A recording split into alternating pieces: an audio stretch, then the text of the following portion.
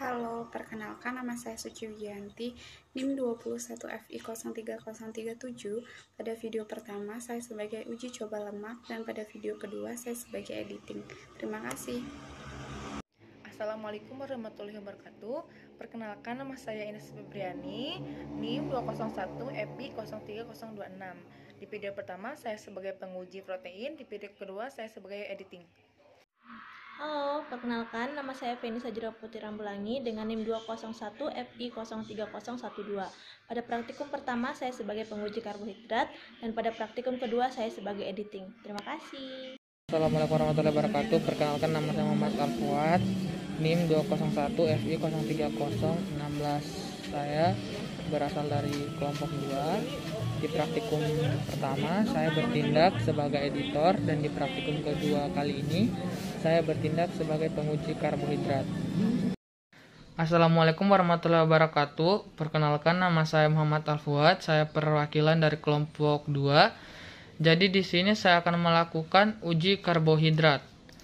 Nah, alat yang kita gunakan yaitu adalah tempat plastik.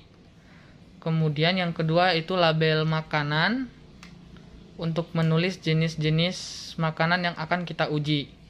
Yang kedua itu bahannya ada betadin. Kemudian ada kentang yang pertama, yang kedua ada biskuit, yang ketiga ada pisang, yang keempat ada tahu, yang kelima ada tomat, yang keenam ada telur, yang ketujuh ada margarin, yang kedelapan ada gula, yang kesembilan ada terigu, yang kesepuluh ada nasi. Jadi saya akan melakukan uji cobanya dengan meneteskan satu atau dua tetes betadin kepada bahan ini. Yang pertama itu kentang, yang kedua biskuit, yang ketiga pisang, yang keempat tahu, yang kelima tomat, yang keenam telur, yang ketujuh margarin, kedelapan gula pasir, yang kesembilan ini terigu, yang kesepuluh ada nasi.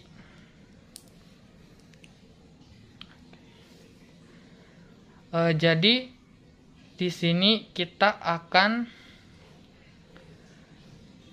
menyimpulkan bahwa makanan yang berubah warna adalah makanan yang mengandung karbohidrat, sementara makanan yang tidak mengalami perubahan warna adalah makanan yang tidak mengandung karbohidrat.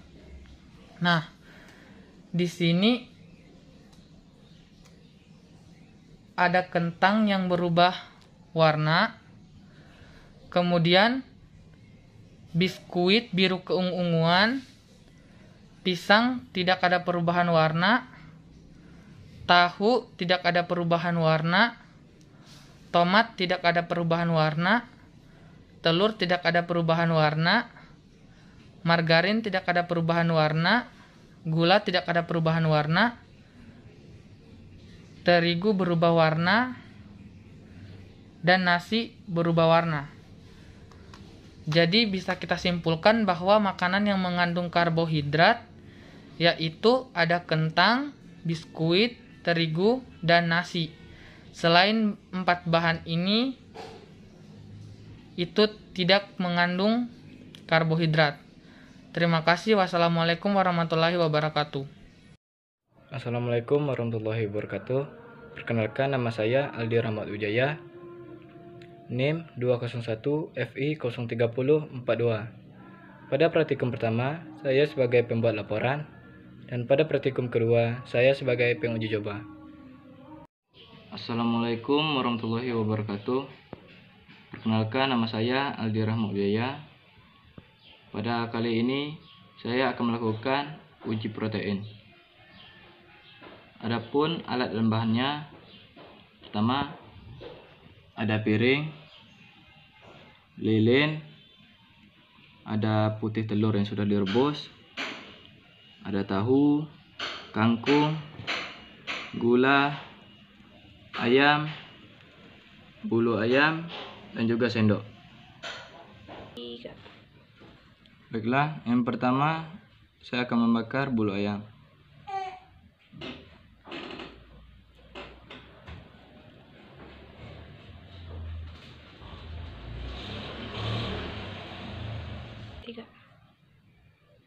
Baiklah, selanjutnya saya akan membakar tahu.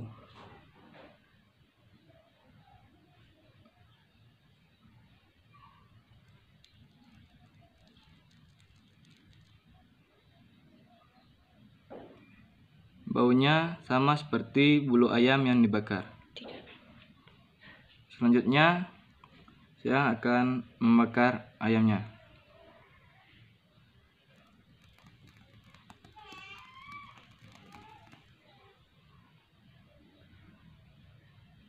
Baunya sama seperti dengan bulu ayam yang dibakar. Selanjutnya saya akan membakar kangkung.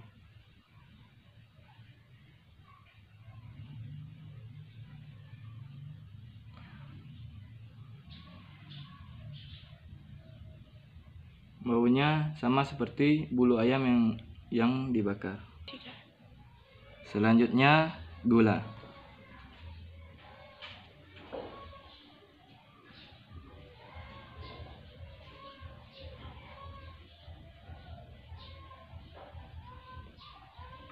Baunya tidak sama dengan bau bulu ayam yang sudah dibakar. Yang terakhir, putih telur yang sudah direbus.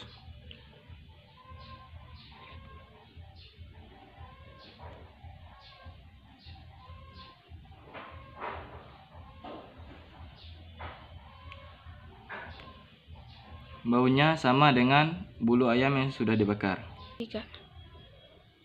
Adapun kesimpulan pada uji coba kali ini yaitu gula yang dibakar baunya tidak sama dengan bulu ayam yang dibakar.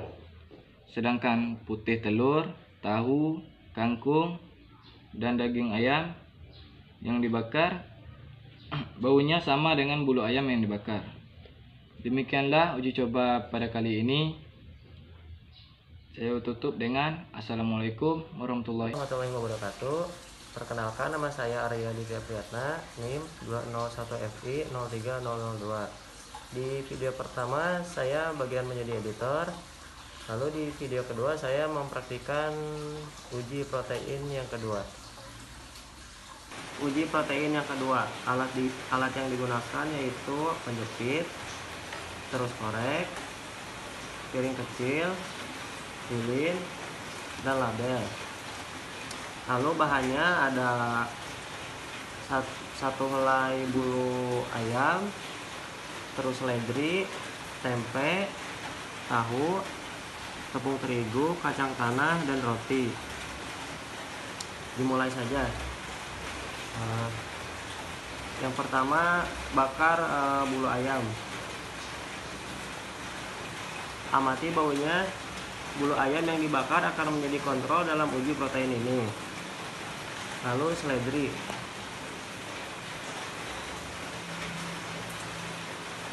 Amati baunya. Bau seledri yang dibakar baunya sama seperti bulu ayam yang dibakar. Lalu tempe.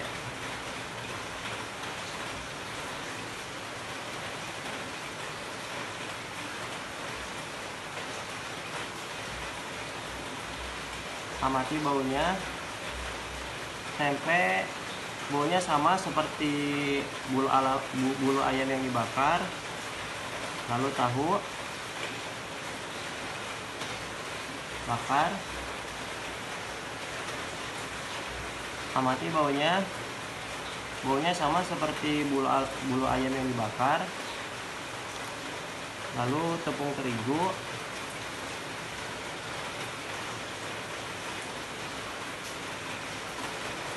Amati baunya. Tepung terigu baunya tidak sama seperti kayak bulu ayam yang dibakar. Lalu kacang tanah. Amati baunya. Baunya sama seperti kayak bulu ayam yang dibakar. Yang terakhir roti bakar. Amati baunya sama seperti bulu ayam yang dibakar. Jadi kesimpulannya, bahan yang mengandung protein yaitu seledri, roti, tempe, dan kacang tanah, sedangkan terigu tidak mengandung protein. Terima kasih. Assalamualaikum warahmatullahi wabarakatuh. Perkenalkan, nama saya Muhammad Fatwa Ramadan, NIM 201 FI 03032. Saya berasal dari kelompok 2. Di praktikum pertama, saya bertindak sebagai pembuat laporan karbohidrat.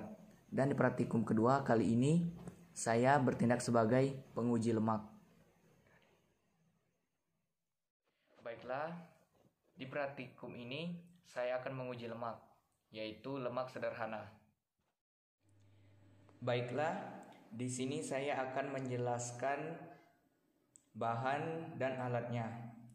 Yang pertama, bahannya yaitu ada nasi, roti tawar, tahu, putih telur, larutan gula, tepung terigu, minyak goreng, kuning telur, mentega, dan kecap. Yang kedua, alat-alatnya. Alat-alatnya yaitu 1 buah pipet tetes, terus kertas coklat, dan label nama. Baiklah, saya di sini akan menjelaskan percobaannya. Yang pertama, haluskan semua bahan makanan seperti nasi, roti tawar, tahu, tepung terigu, seperti larutan gula, bisa dicampur dengan air, dan untuk minyak goreng sama kecap tidak usah ditambahkan air. Baiklah, kita haluskan nasinya terlebih dahulu. Baiklah, inilah bahan yang sudah dihaluskan seperti nasi, terus roti tawar, terus tahu, dan yang terakhir tepung terigu. Yang kedua, potonglah kertas coklat menjadi 10 bagian. Kemudian berilah label nama di atas kertas coklat tersebut. Baiklah, kertas coklatnya sudah kita potong dan sudah juga diberikan label nama di atas kertas coklat tersebut. Baiklah, saya di sini akan mengambil bahan makanannya dan meletakkannya di atas kertas yang berwarna coklat tersebut. Yang pertama, kita ambil nasi.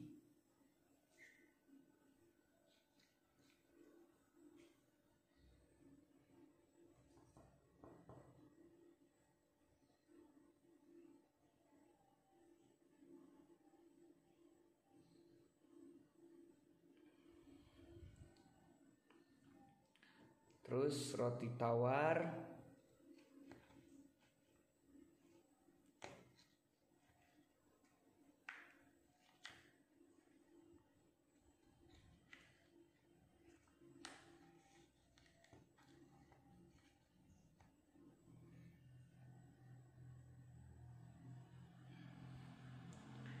Terus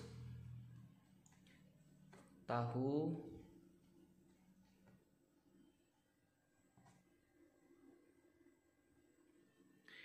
terus putih telur,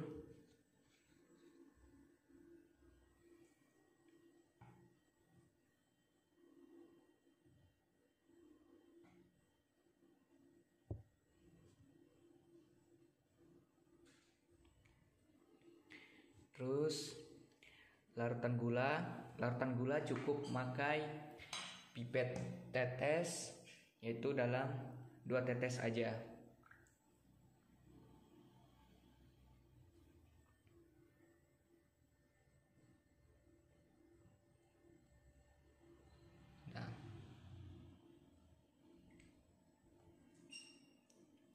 Selanjutnya tepung terigu.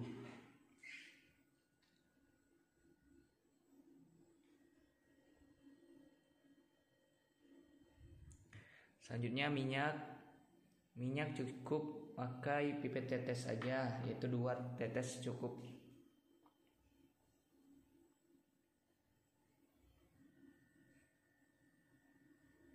Nah, selanjutnya telur kuning atau kuning telur.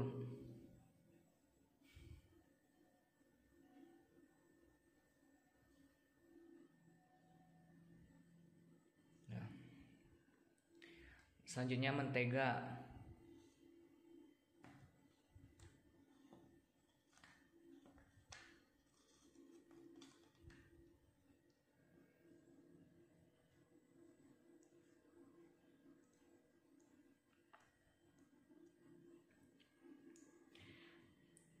Dan yang terakhir kecap.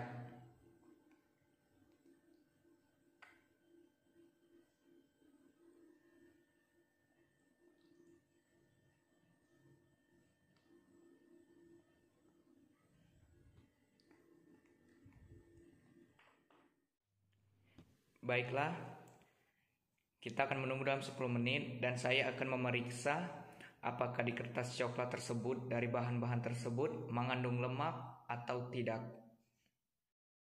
Sekarang sudah 10 menit. Baiklah, yang pertama, nasi kita ketahui bahwa nasi tidak mengandung lemak. Kan tidak ada noda di samping-sampingnya, berarti tidak mengandung lemak. Yang kedua, roti tawar. Roti tawar ini tidak mengandung lemak, hanya saja kayak ada terlalu basa-basanya dikit. Terus yang ketiga, tahu. Tahu juga tidak mengandung lemak. Yang keempat, putih telur. Putih telur ia mengandung lemak karena ada noda-nodanya di sekitarnya. Yang kelima, larutan gula. Ia tidak mengandung lemak. Terus yang keenam, tepung terigu. Tepung terigu tidak mengandung lemak karena nggak ada nodanya di sekitar. Sedangkan yang ketujuh, minyak goreng. Minyak goreng ini jelas tertera banyak mengandung lemak karena lihat di samping-sampingnya banyak sekali noda. Yang kedelapan, kuning telur. Kuning telur ini mengandung lemak karena di samping-sampingnya kan ada noda. Terus yang kesembilan, mentega. Mentega juga sangat mengandung banyak lemak dan meninggalkan bekas noda. Dan yang terakhir, kecap. Kecap sama sekali tidak meninggalkan bekas noda. Jadi, kesimpulannya dari percobaan ini, yang mengandung lemak adalah putih telur, minyak goreng, kuning telur, dan juga mentega yang mengandung lemak.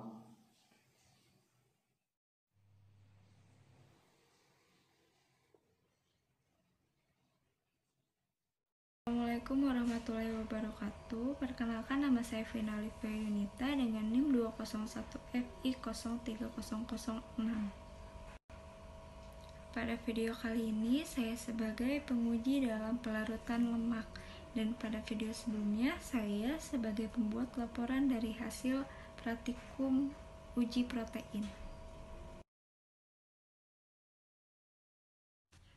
Untuk langkah kerja yang pertama yaitu siapkan 2 buah gelas, yang satu untuk diisi air dan yang satu untuk diisi bensin. Pada gelas pertama, isi air sebanyak 5 sendok.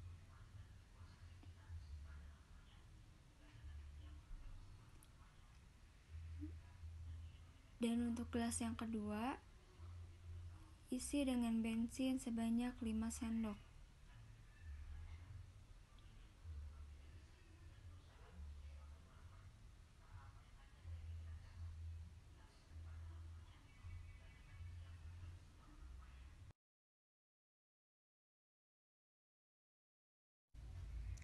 Langkah selanjutnya yaitu gelas yang berisi air diberi minyak kelapa sebanyak 5 sendok.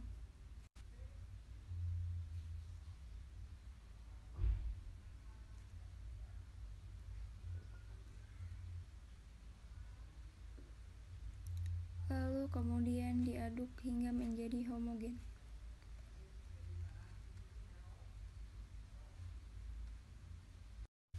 Lalu pada gelas yang berisi bensin, sama seperti air, tambahkan minyak kelapa sebanyak 5 sendok.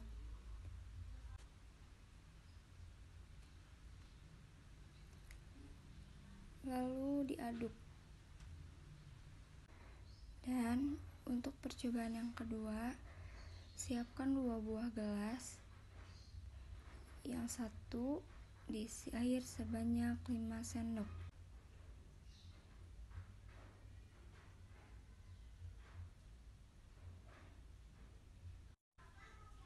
Dan untuk gelas yang kedua diisi dengan bensin sebanyak 5 sendok juga.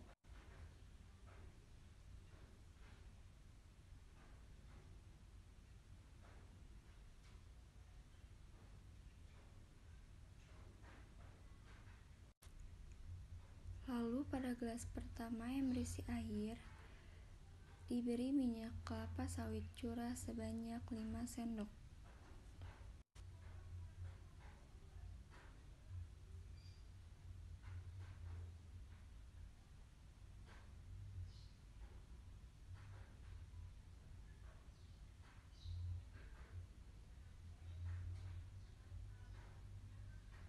Lalu diaduk.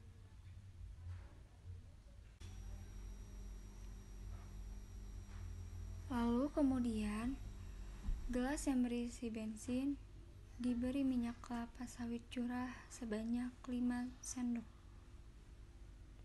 Lalu kemudian diaduk.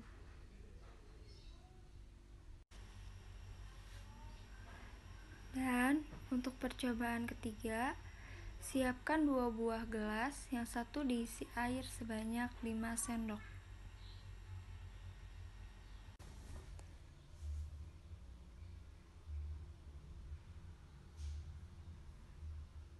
Dan pada gelas yang kedua diisi dengan bensin sebanyak 5 sendok juga.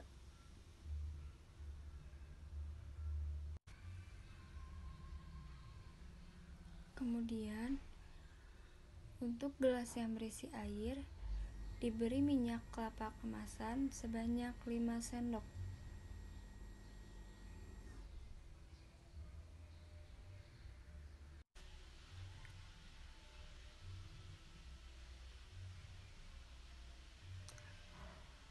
Untuk gelas yang berisi bensin, sama seperti gelas yang berisi air, diberi dengan minyak kelapa kemasan sebanyak 5 sendok.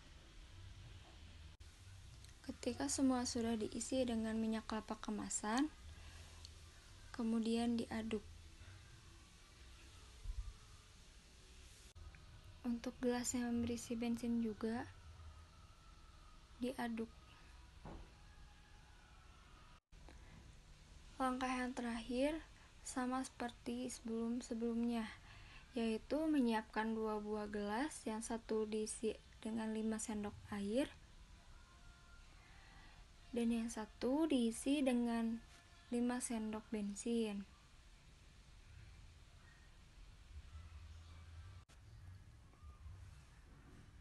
Lalu kemudian gelas yang berisi air diberi minyak jelantah sebanyak 5 sendok.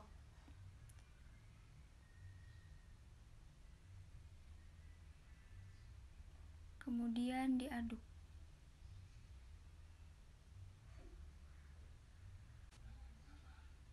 Untuk gelas yang berisi bensin, diberi juga minyak jelantah sebanyak 5 sendok. Kemudian diaduk. Setelah menunggu beberapa saat, inilah hasil dari uji praktikum kelarutan lemak dalam bensin dan air. Dari sampel pertama, yaitu dengan menggunakan minyak kelapa. Air dan minyak tidak menyatu, tetapi minyak tetap berada di atas. Dan bensin dan minyak menyatu, dan bensin berubah warna menjadi hijau toska. Pada sampel kedua yang menggunakan minyak kelapa sawit curah, air dan minyak tidak menyatu, minyak tetap berada di atas dan berwarna kuning cerah. Bensin dan minyak menyatu dan bensin berwarna hijau terang. Pada sampel ketiga menggunakan minyak kelapa kemasan, air dan minyak tidak menyatu, minyak tetap berada di atas dan berwarna terang.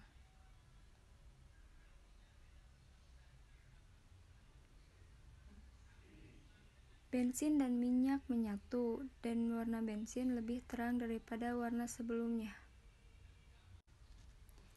Dan sampel yang terakhir menggunakan minyak jelantah. Air dan minyak tidak menyatu, minyak tetap di atas dan berwarna kecoklatan.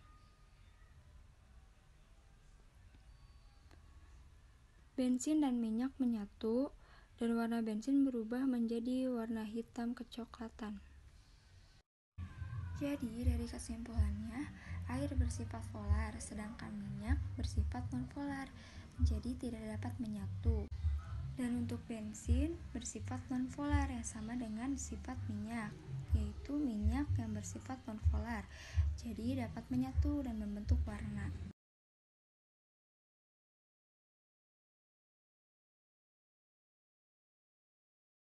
Assalamualaikum warahmatullahi wabarakatuh. Di sini saya akan mempraktikkan emulsifikasi minyak.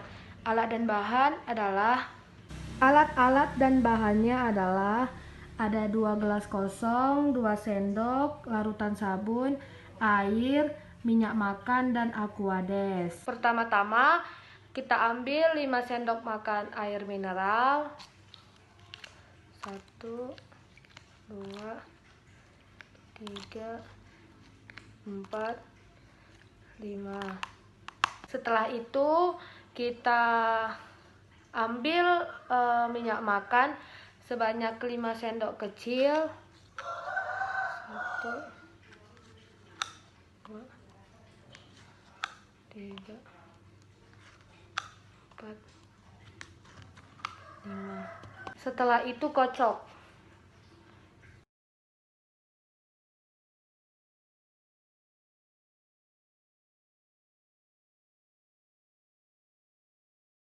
Cara yang kedua, kita masukkan 5 tetes aquades.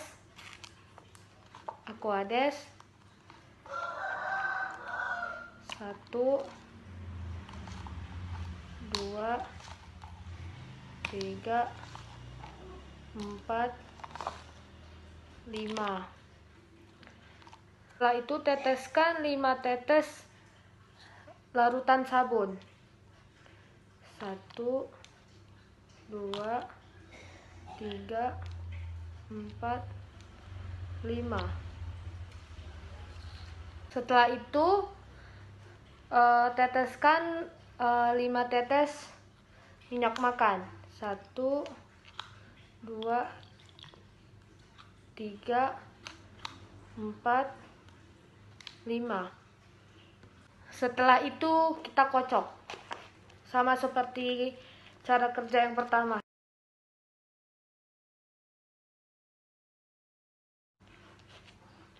Warnanya berubah menjadi putih keruh. Ini dia hasil praktikum kita tadi. Yang pertama ada air dan minyak. Biarpun sudah dikocok berkali-kali, dia tetap berpisah karena pada dasarnya air dan minyak tidak dapat bersatu dan juga membentuk 2 lapisan yang berbeda. Cara yang kedua ada larutan aquades yang dicampurkan dengan larutan sabun dan dicampurkan dengan minyak makan. Di sini warnanya berubah menjadi putih keruh dan ada emulsi yang terkandung di dalamnya yang berfungsi menurunkan tegangan. Kesimpulannya, cara yang pertama, air tambah minyak membentuk emulsi yang tidak stabil. Kalau cara yang kedua itu ada aquades yang dicampurkan larutan sabun dan dicampurkan dengan larutan minyak membentuk emulsi yang stabil.